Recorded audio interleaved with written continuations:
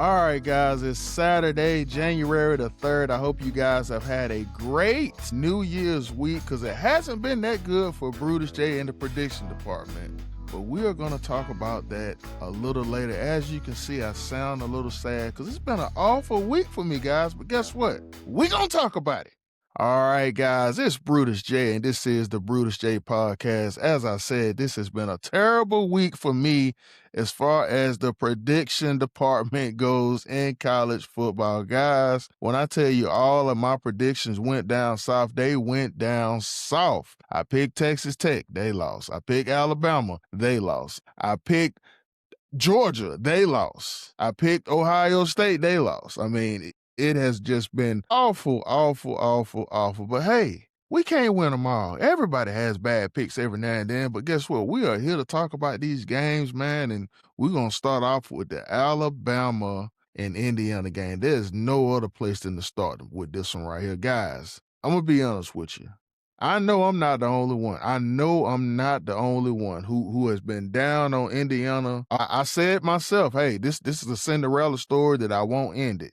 Well, guys, I don't even look at this as no after watching that Alabama-Indiana game, this is not no Cinderella story. Kurt Cignetti has their whole roster brainwashed. You really have to look in real deep to understand what I'm saying. Indiana is a roster filled with 3 stars, maybe even lower. A few 4 stars, no 5 stars. A lot of transfer portal people in there, but the coaching is phenomenal. I'm 45 years old. I've been watching college football probably for around 35 years. I have never seen an Alabama team get handled like that. Never. And to sit back and watch them get bullied on both sides of the ball in the trenches like that was just, I'll go ahead and say it, amazing to see. Of course, I'm an LSU fan. It's amazing to see it, but I wanted Alabama to win for the SEC. As I was watching it, when the game first came on, of course, I'm like, yeah, Alabama got this. Alabama got this. We about to show them SEC dominance, but I can't, throughout the game, the more and more I saw how Indiana was dominating this game, I was saying to myself, I'm kind of enjoying this. I'm kind of enjoying this. I don't know why, but I am. And at the end of that game, when I tell you social media was hot, I mean, anything everybody could have said about Indiana, I guarantee, just like me, they taking it back.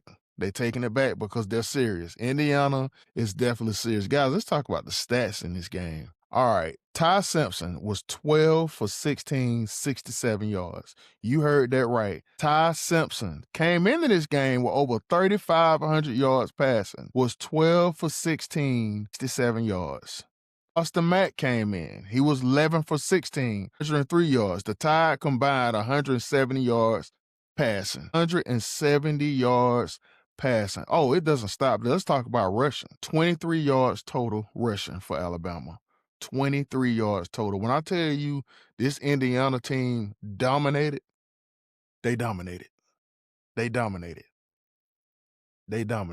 Jeremy Bernard, 4 catches, 60 yards. Ryan Williams, 6 catches, 53 yards. Non-existence. None. Now, let's talk about Indiana side of the ball. Fernando Mendoza, the Heisman Trophy winner, 14 to 16, 192 yards, 3 touchdown passes. Efficient.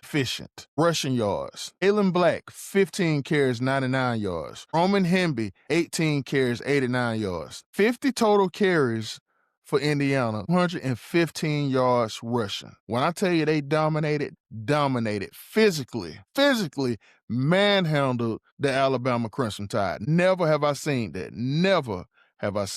But Indiana moves on, and we're going to talk about who they will be facing. All right, let's get to this one. Miami and Ohio State, another one of my bad call games. Miami defeated Ohio State by the score of 24-14. This was another game kind of similar. In the trenches, Miami dominated on both sides of the ball. Miami had the same game plan they had against Texas A&M against Ohio State. Physical and violent, and that's what they were. When I tell you they took over on both sides of the line of scrimmage, Ohio State is a tough team, a physical team, a very physical team. But Miami, let's just go ahead and call it what it is. They exposed them. I mean, You really can't say the Big Ten doesn't have anybody, especially how I saw Indiana dominate Alabama. But, Ohio State, it's almost like they got punched in the mouth. They got punched in the mouth just like Alabama did. It wasn't worse, but they got punched in the mouth. Nobody was expecting Miami to win this game. Nobody. Nobody. Carson Beck, just like the Texas A&M game. He didn't have an A game. He didn't have a B game. He was just efficient. A lot of RPOs, passing to the perimeter. I think Carson Palmer probably threw maybe 3 to 4 passes past 10 yards. Other than that, they were getting like 4 and 5 yards a pop. 4 and 5, like 5 to 6 yards a pop here and there, where he was having to pass for maybe 3, 4 yards downfield for a first down. I mean, they physically dominated Ohio State. All right, same thing. Let's talk about these stats. Carson Beck, as I said, efficient. Listen to this. 18 to 26, 138 yards, 1 touchdown pass. That's all he had to do. 18 of 26, 138 yards, and 1 touchdown. Mark Fletcher Jr., 19 carries, 90 yards. Lamar Brown, 5 carries, 26 yards. Carson Beck, same thing with him, 7 carries, 23 yards. Might not sound much, but he was doing what he had to do to make sure they keep those sticks moving, and that's what he was doing. Miami combined 153 yards rushing.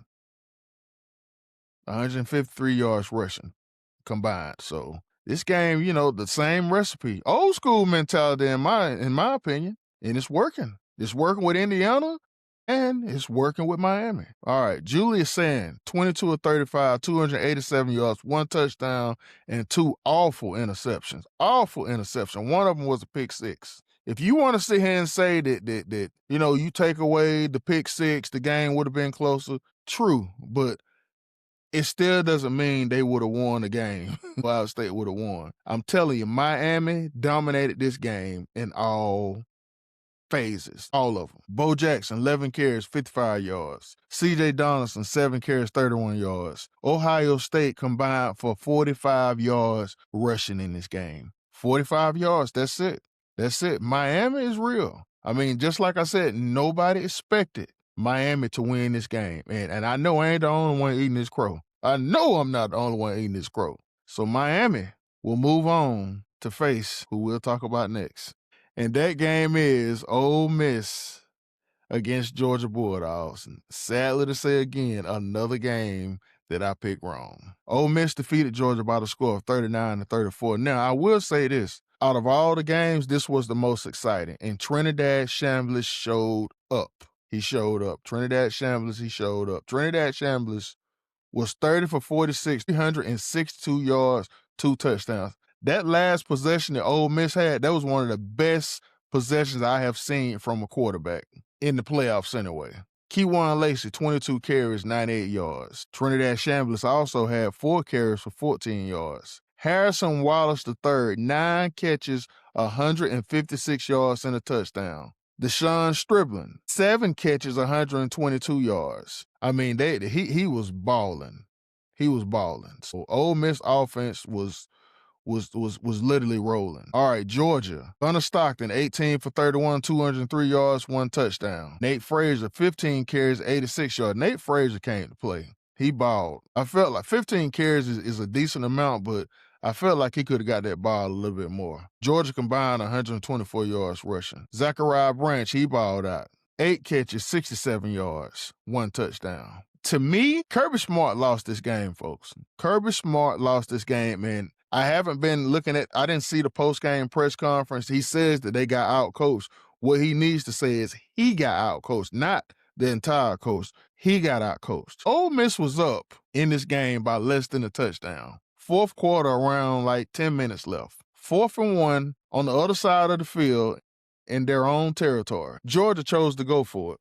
They didn't get it. And immediately when Ole Miss got that ball, they went for the dagger and they got it. And they capitalized on it. It was a terrible call by Kirby Smart. A terrible call. To me, that's what caused Georgia to lose this game. Ole Miss had all the momentum. Now I get it. Even after that, Georgia came back and was able to tie the game up. But they tied the game up with like 50-something seconds left. Even though Ole Miss didn't have no timeouts left, they drove down that field with the quickness and was able to get the game-winning field goal. Now, after this game, reports were that hours later, that Charlie Weiss Jr., for those who don't know, he's Ole Miss's offensive coordinator, or former Ole Miss offensive coordinator. He's signed by LSU along with several other staff members who were signed by LSU from Ole Miss when Lane Kiffin left. They were allowed to coach Ole Miss in the playoffs. But as we all know, the transfer portal is open, folks. The transfer portal has opened. And LSU need their staff back. And there's speculation that this might be it for them. So Ole Miss might find themselves in a difficult situation. They got to face Miami next Thursday, and they don't have an offensive coordinator or a lot of offensive staff there to game plan. You would think right after that game, that's what they would be doing.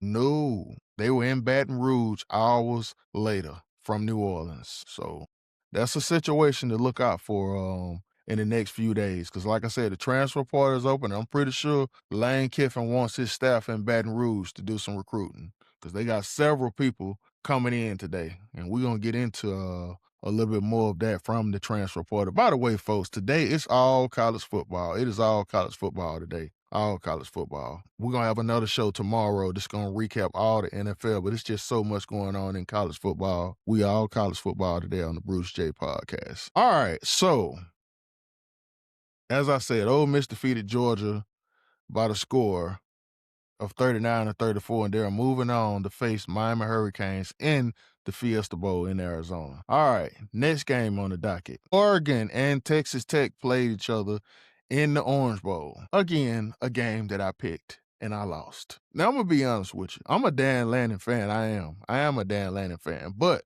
I've watched Oregon all year, but I've also watched Texas Tech. Now, two different conferences. It's a little different. Big Ten is a little slower, offensive-wise. A lot more high-value players. Big 12 can be considered the same. The thing about Texas Tech is they spent a lot of money. A lot of money in that transfer portal. Texas Tech probably spent well over $20-something million in that transfer portal. They got a decent elite class. And to see them all year, how they've been playing, averaging around 40-plus points a game, first margin, even against ranked opponents, by double digits. Now, I get it. We talking BYU, who had a decent year this year.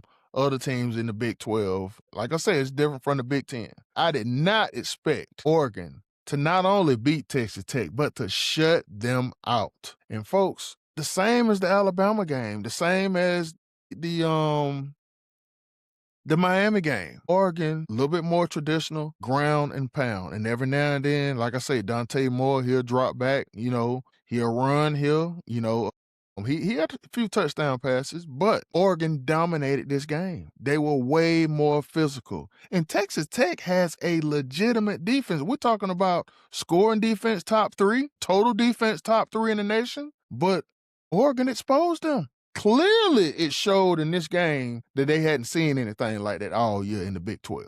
Let's talk about some of these stats. Dante Moore, 26 of 33, 234 yards. Efficient. Jordan Davison, 15 carries, 42 yards. Will Winnington, 13 carries, 31 yards. E.R. Hill Jr., 5 carries, 13 yards. They combined for 64 yards as a team rushing. They combined for 64 yards. But the story of the game was their Oregon defense. That Oregon defense was legit. It was legit. Martin for Texas Tech, 18 for 32, 37 yards, and 2 terrible interceptions. I'm talking bad interceptions. So that was the story of the game, the turnovers. Rushing-wise, Jacoby Williams, 13 carries, 81 yards. Cameron Dickey, 11 carries, 29 yards. Red Raiders combined for a total of 78 yards rushing. Receiving-wise, Terrence Carter Jr., 9 receptions, 72 yards. They combined for 137 yards receiving. So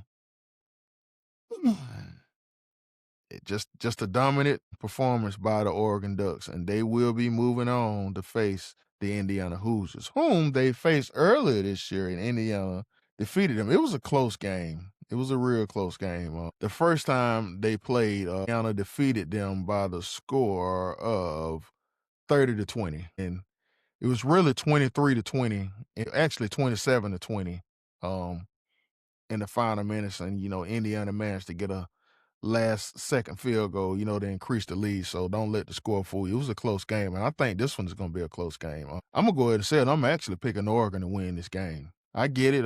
I guess maybe I need to learn my lesson when it comes to Indiana. I hope Oregon win this game. Indiana, they're a good story. Oregon, they've been at this for years, and maybe this is their time this year. Maybe this is their time. That's who I'm actually picking to win the rest of it. But maybe I should shut up because my luck has not been so good. It has not been so good at all. Yep, at all. All right. So guys, for your college football playoffs, the semifinals go as we see. We have Miami at Ole Miss, which will be Thursday, 7:30 p.m. on ESPN. You got Oregon and Indiana at 7:30. It'll be Friday, January the 9th. So that is your final four.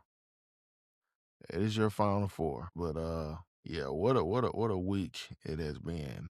What a week it has been. Now, let's talk about some of this transfer portal stuff that's been going on. As of now, there are a lot of schools that are vetting some of these quarterbacks that are coming out. You got Brandon Sorsby, you got Sam Levitt, you got DJ Lagway. Just a ton of quarterbacks out there, man. A ton of quarterbacks out there. You got Shaz, I think his name, I forgot that kid name from Penn State, Shaz Levitt. I think that's his name. He's currently visiting LSU right now, along with Brandon Sorby. Folks, LSU is going to spend a lot of money. They're probably going to get close to 30 transfer guys. A lot of guys leaving LSU this week as well. A lot of guys. So, a lot of guys leaving, and there's going to be a lot of guys coming in. I was just looking at something the other day, and for those who, on the Lane train talking about the money and stuff, you realize Kirby Smart is still the highest paid coach in college football at $13.3 million a year.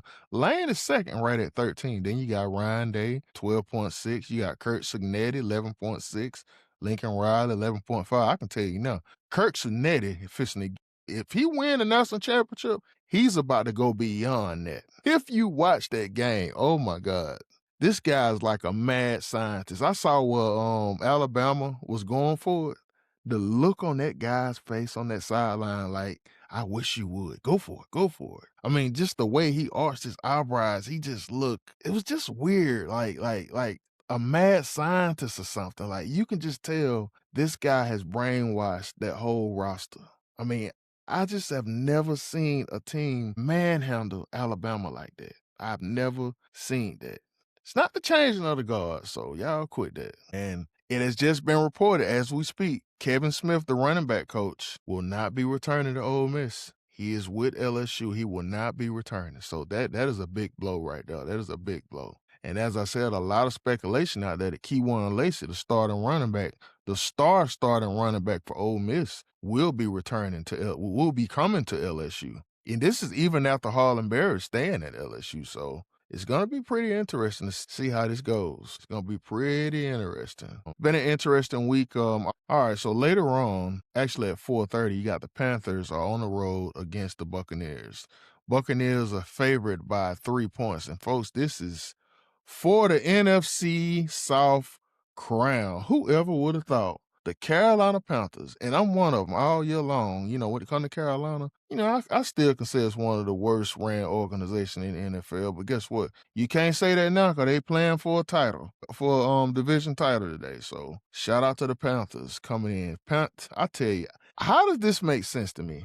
Carolina coming in at 8-8. Tampa Bay coming in at 7-9. Winner takes all. It don't get no better than that. It does not get any better than that. Also tonight at 8 o'clock, same thing with this one. Seahawks and the 49ers. They are playing for the division crown. So the NFL did good with scheduling. This is working out, just fine. Just fine. In this game, the Seattle Seahawks are favored by minus 2.5. You already know I got the Niners winning this game. And by the way, I'm picking the Bucks to defeat the Panthers. All right, let's talk about the Sunday slate. Are in Minnesota, and Minnesota will be without their starting quarterback, J.J. McCartney. Speaking of Minnesota Vikings, I don't know how true this is, but I've been hearing rumors that it might be a possibility that Minnesota might be in the running to try to do a little trade to try to get Joe Burrow in Minnesota with Jefferson. Would that be something? Wouldn't that be something? I don't know how it's true, but I'm hearing rumors about that. So we'll have to see about that, when the offseason comes along. Colts are at the Texans. Colts coming in at 8-8. The Texans are 11-5. What a turnaround by the Houston Texans, man. They have just turned it around. Jaguars and the Texans, by the way, but we're gonna talk about the Jaguars a little later. All right, so the Houston is favored to win this game by minus 10.5. That got to be because of Phillip Rivers. I mean, good God, minus 10.5. That's a lot of points. That is a lot of points. I got the Texans winning this game. Cowboys on the road against the Giants. How about them Cowboys? Another down year. What will Jerry Jones do? What will Jerry Jones do? Dallas is picked to win this game by minus 3.5. Hey, folks, I got the Giants winning this game. It's a home game. It's the last game of the year. Why not pick the Giants against the Cowboys? Browns are on the road against the Bengals. The Bengals coming in at 6-10. The Browns at 4-12. I love Shador. I think he's having a good year, and he's going to get better and better. But, I still think Joe Burrow, he's out there. I just feel like Joe Burrow right now, he's playing for another home right now. So I got the Bengals winning this game. Spread in this game, by the way, was minus 7.5 Cincinnati. Saints, who have won 4 in a row, coming in 6-10, and they're facing their hated rival, the Atlanta Falcons, at 7-9 in Atlanta in the Mercedes-Benz Dome. Falcons have also been red hot. Give me the Falcons in this game. They need this win. Finish off the season strong, and hopefully next year, things will not only change on that roster, but will change in the coaching staff. Y'all know who I'm talking about. Not a big fan of Raheem Morris. Titans are on the road against the hot Jaguars. Jaguars are 12-4. I told y'all Trevor Lawrence is getting it. He is getting it. He is really getting it. So I got the Jaguars winning this game. The Jaguars are favorite, minus 13.5. You got to say, also, Cam Ward has had a decent year. I get it, the Jaguars are 3-13. He had rookie mistakes. It's going to happen, but Cam Ward had a decent year, so shout out to Cam Ward. Cardinals are on the road against the Rams. Cardinals coming in at 3-13. The Rams at 11-5. The Rams coming off a loss to the Atlanta Falcons. The Rams are favorite, minus 9.5. Give me the Rams to close this season out. Chargers are on the road against the Broncos. The Chargers coming in at 11-5, and the Broncos are coming in at 13-3. The Chargers been looking decent on the road. They're normally a terrible team on the road, but no, I got a feeling the Chargers might win this game. Bo Nix, and lately he's kind of been digressing a little bit, but the playoffs are coming. He's gonna have to get better. I just feel like this is one of those games where the Chargers can sneak into Mile High and win. So give me the Chargers. Even though Denver is favored by minus 13.5, hey, I would take those points if I'm a Chargers fan anyway. All right, Chiefs are on the road against the Raiders. The Kansas City Chiefs, listen to this, coming in at 6-10, and the Raiders at 2-14. Man, I tell you, that injury to Patrick Mahomes, that stung big. But even with Patrick Mahomes, the Chiefs weren't having a good year. They weren't. But I'm taking them in this game. They're favored minus 5.5. Give me the Chiefs in this game. Dolphins are on the road against the Patriots. The Patriots have already clinched home field advantage. They ain't got nothing to play for. So, New England is favored, by 11.5. Who knows how they're going to do this game. If I'm them, I'm letting my starters maybe play the first quarter. After that, that's it. I'll take the Dolphins in this game. Only because the Patriots have nothing to play for in this game. They've already achieved what they wanted as far as the regular season. Commanders are on the road against the Philadelphia Eagles. The Eagles are favored by minus 4.5. And that's kind of a small spread. Don't know why. Eagles coming in at 11-5, and the Commanders are coming in at 4-12. Give me the Eagles in this game. I got the Eagles. Lions are on the road in Chicago against the Bears, who have had a fantastic season that nobody saw coming. I'm taking the Bears in this game, and same thing about the Lions. Who saw them coming in this game at this time at 8-8, and the Bears at 11-5? Unbelievable. Give me the Chicago Bears in this game. Jets are on the road against the Bills. Bills coming in at 11-5, and the Jets at 3-13. The Jets ain't losing this game. They need to lose another game to maintain, a top 3, top 5 pick. So give me the Bills in this game. They're favorite minus 7.5. And finally, the game of the week. Baltimore Ravens at the Pittsburgh Steelers for the NFC North. title. Lamar Jackson will be playing. Give me the Steelers. Only reason I'm going to go for the Steelers is because of my son. I like to see him happy when his team achieves something. He's never, when he was a baby, they won the Super Bowl, but he's never actually, been a young adult with them winning the Super Bowl. Not saying they're going to win the Super Bowl, but I hope, they at least advance to the playoffs and have finish strong. So my Super Bowl pick is still the Buffalo Bills against well, actually, I had the Bills against the Lions, but that's not going to happen. So the Bills against the 49ers now, hopefully. I need to watch that SB word. Can't say that. But yes, I'm gonna pick the Steelers to win this game. Still, Baltimore is actually favored in this game by minus 3.5. Aaron Rodgers shows up, man. They should have a good game, man. Sometimes Aaron, he can be a little iffy. And hopefully if they lose the game, we all know how Aaron Rodgers like to call everybody else out instead of himself. So hopefully the Steelers win this game. I got the Steelers in this one, folks. I got the Steelers. So that pretty much wraps it up for the NFL. Currently, right now, we got some college basketball games going on this hot Saturday. Georgia is up on Auburn 92-89. BYU is up on Kansas State 63-54. Vanderbilt leading South Carolina 56-40. Kansas is losing to Central Florida 48-3. How about that? Houston is losing to Cincinnati 33-28. Tennessee and Arkansas is tied at 19, and North Carolina and SMU are tied 39-39 at halftime. We can talk a little women's basketball and college basketball. Let's do that. All right, right now, you have Princeton leading Penn 47-39. UConn all over Seton Hall 84-48. Later on, you got Texas Tech against Arizona, USC against UCLA, and TCU against Utah. Also, on Thursday night, you had LSU women's. They lost their first game against Kentucky. Kim Mulkey and LSU faced a lot of criticism for their schedule because I got to tell you, man, their first 10 to 12 games, other than against Duke, the other teams were just terrible. Those girls were averaging like 100 points a game, and then all of a sudden, you see Kentucky and you lose. Hopefully, the Tigers can bounce back for this loss, and going forward, things will get a lot better. Let's talk a little NBA. Not much going on in the NBA this week. Not much. We all know who my my NBA championship picks are. San Antonio Spurs and the New York Knickerbockers.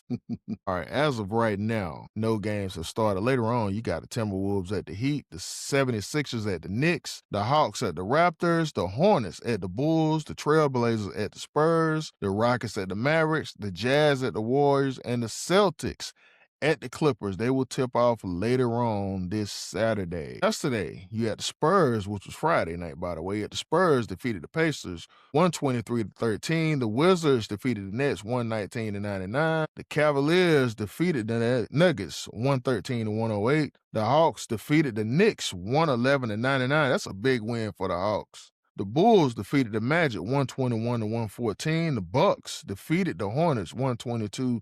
The Trailblazers defeated the Pelicans 122-109. The Suns defeated the Kings 129-102. The Thunder defeated the Warriors 131-94. I don't know if I got that one. The Suns defeated the Kings 129-102. Big win. Let's look at some of these standings in the NBA because there's a lot of surprises out here. Folks, the Detroit Pistons are 25-9 leading the Eastern Conference. How about that? The Detroit Pistons. And in the West, OKC, of course, 30-5 leading the Western Conference, and the San Antonio Spurs in second, 25-9. And Kevin Durant and the Houston Rockets are 21-10, third in the Western Conference. So, we are approaching January, sooner or later it's going to be all NBA. And then sooner or later baseball will be coming. Well, guys, I told you it's been a week. It's been a week, and I'm really looking forward to this transfer portal. Because there's a lot of hot targets out there, and, I'm hoping I ain't hoping. I know LSU is going to have a fantastic class. If you are an LSU fan, you need to just sit back. When you see some of these players leaving, you got to trust in Lane Kiffin. Everywhere he's been, I get it. He hasn't won a national championship yet, but you have to understand that some of the schools he's been to. Alabama, he was an assistant. Of course he won one there. He was at FIU, Florida Atlantic. He ain't gonna win on national championship there. He was at USC. They had a probation period going, so didn't happen. Ole Miss is a good school. Who knows what can happen in that situation? But I do know why he chose LSU. The same reason every other coach would want to go to LSU. They win championships there. He got that whole state that he can recruit out of without any other major programs in it, with a lot of fertile talent. So, it's been known he knows what type of players fit his system. So let's sit back and enjoy the ride. Well, guys, this is pretty much it. We're going to be back on the show again tomorrow to recap what's been going on in the NFL weekend. We're going to talk some more basketball and other news-breaking stories, especially who's been signed and who's going where in that transfer portal. But other than that, you guys enjoy the rest of your Saturday and the rest of your weekend. And I will talk to you guys again tomorrow. And guess what? We got another special guest. So y'all sit back and let's see what happens. Have a good weekend.